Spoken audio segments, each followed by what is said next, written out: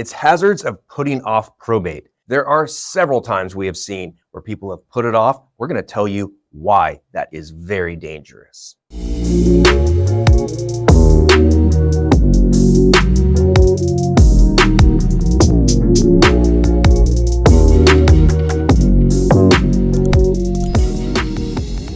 Welcome back to the channel featuring the leading probate real estate team in the greater Sacramento area. I'm Brendan Moore, realtor and certified probate and trust specialist by the California Association of Realtors. And I'm Bill Heyman. I'm a licensed California professional fiduciary, as well as I'm a licensed California real estate broker. And last but not least, I'm also a registered and bonded California legal document assistant, specializing in uncontested probate. Now please like this video, subscribe to our channel. Want a no-cost probate service? Every day we help people save thousands of dollars and eliminate headaches with our one-of-a-kind probate administration service and real estate listing combo.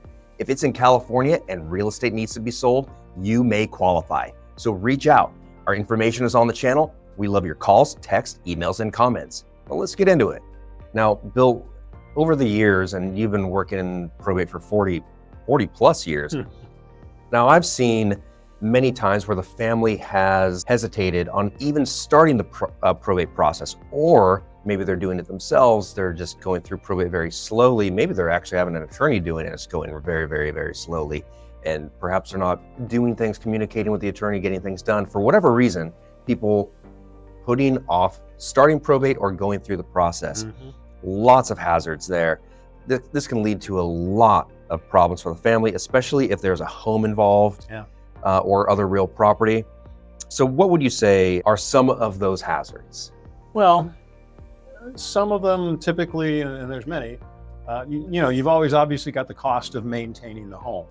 Sometimes the home, a lot of times we find homes that are just vacant and they've just been sitting, and the cost to maintain a home can really add up in terms of property taxes, insurance. There might be liens that are accruing interest.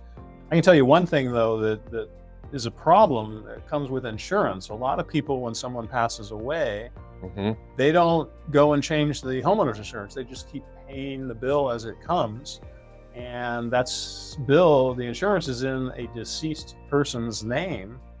If you have a claim on a home like that, you're going to be in trouble. It's going to be like having no insurance at all, because the insurance company is going to come back and say, you never told us this person passed away. We're not going to pay out on a policy that's on a deceased person's home, especially if the home is vacant. So, I mean, that's a real problem. Yeah, I mean, something that we've seen with probate homes that have been sitting there for a while, a lot of times are vacant, and a lot of times they show signs of being vacant. They can get squatters. It's a possibility the house could burn down. And when you're talking about the insurance issue, insurers don't want to make payments. They'll find a way. If there's a loophole, and that's a big loophole, you want to get going on that. Yeah, absolutely. Now, another thing, I think you mentioned this, property taxes. Oh gosh, yeah. And this is one of those things, like a lot of people think maybe, oh, well, we've been paying the property taxes. Yeah. But how does that work in probate? Oh, well, that can be a real problem, because what a lot of people don't know until they go through probate and this hits them is that the estate is going to receive one, or it could be several, what's called supplemental property tax bills. So what the county tax assessor does is, when they find out that someone's passed away, they are going to reassess property tax, the value of the house for property taxes, as of the date that person passed away. So let's say mom bought her house 40 years ago, and her property taxes have been very low, $1,000 a year, $500 twice a year. That's great. And she passes away, you just keep paying that rate. Well, eventually, through probate or some other way, the assessor's going to find out that mom passed away. They are going to reassess the property taxes, and now they may go from $1,000 a year to $5,000 a year. And between the time mom passed and today's date, or the date you sell the house, and if you wait 10 years to sell that house, you are going to have some huge supplemental property tax bills. And that's why you and I both relate to our clients If the goal is to sell a probate home, do it as soon as possible after someone passes away. Don't wait, because those supplemental property tax bills, they are going to add up. And they can add up pretty significantly. And if you don't know, in California, when somebody purchases a home, that's what the assessed value typically is, whatever the purchase price is. And because of Proposition 13, which was passed many years ago, the property taxes can only increase by a maximum of 2% a year. They actually rarely do. So somebody who bought a house for $100,000, back in the 1970s, today, that's basically, $1,000 a year at 1%. It's probably $1,500 a year now, but it's not worth that anymore. Let's say it's worth $500,000. Oh my gosh, now it's huge. Now you have something like $4,000 more a year in property taxes. And if you've waited 10 years, I know of a case right now in Sacramento County where the person passed away in 2007, and they haven't started the probate process. They were paying the property taxes for a bit. They're way far behind on it now, and it hasn't even been reassessed. That's going to be reassessed probably at it could be six figures. Yeah. 6 figures of property taxes due because they waited. I have just to add on top of that, I have a situation right now with a probate case where the person passed away in 1997, and this is 2024. And because of the situation, the assessor's going to reappraise from 97 to 2024, and almost all of the equity in the estate is probably going to be eaten up by those supplemental property taxes.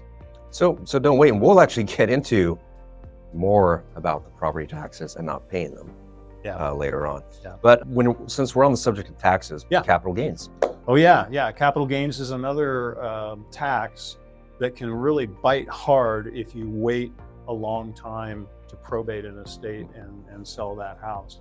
Because again, the way capital gains taxes work is the house will be, in probate, the house will be appraised by a court-appointed appraiser for a date of death value, what it was worth on the date mom passed. And then you go to sell that house. Let's say it was worth $50,000 when mom bought it, and through the probate process, you sell the house for $250,000. Well, that's a $200,000 gain right there, and capital gains taxes, one way or another, are going to have to be paid on that. So again, waiting a long time to start probate and sell that probate home, it's going to cost you money, quite a bit often.